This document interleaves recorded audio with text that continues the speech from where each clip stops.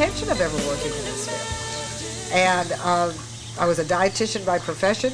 I was going to go out and make wonderful new recipes for people on diets, and which a lot of people made a lot of money doing. But my world turned, literally turned, when I had a child who was handicapped. And I spent a couple years just not wanting to admit it, just saying, this isn't true, this isn't true. But finally, I had to say, it is true. And I had to get rid of guilt, and I had to get rid of depression and sadness and say, none of this is going to work for my child. So feeling sorry for myself, which I did, and mad at the world, which I was, finally I said, this isn't going to help Rick, and it sure isn't helping me, and I had 3 other children.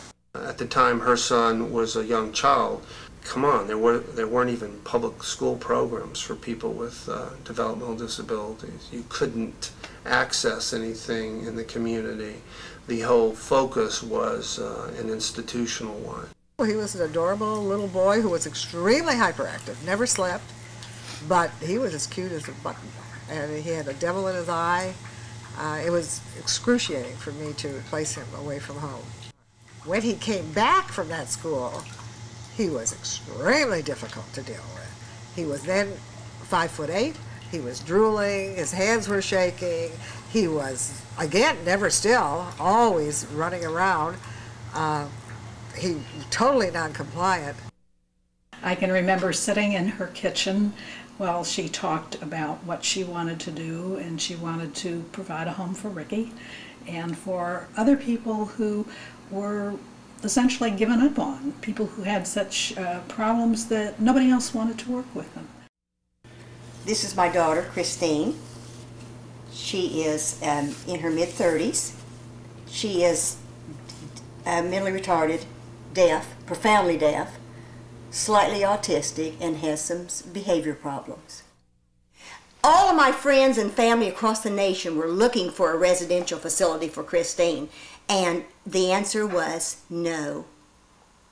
Her behavior is too bad. Her deafness is a problem. Her retardation is a problem. No, we don't have space. We couldn't take her anyway. And all of a sudden, this woman, who is a neighbor of mine, said, I want her. When I first saw her packet, I said, it's not as bad as they say, and I know I can help her.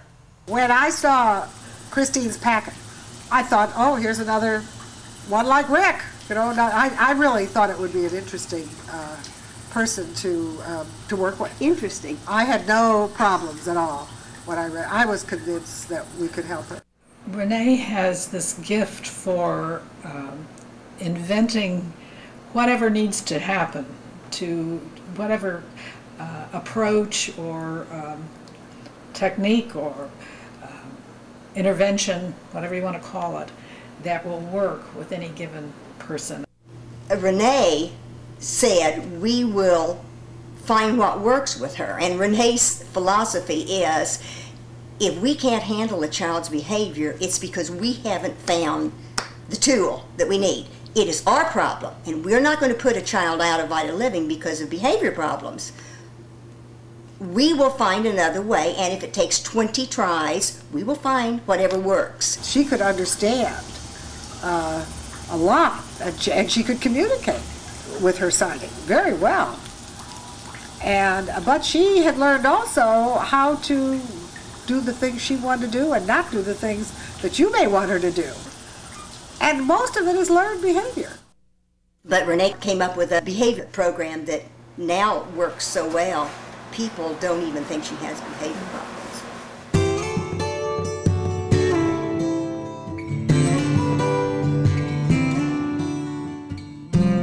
You cannot give up on an individual. We have to figure out a way to make it work in the community. Open up your eyes, see a lifetime flies. Open up and let the light back in.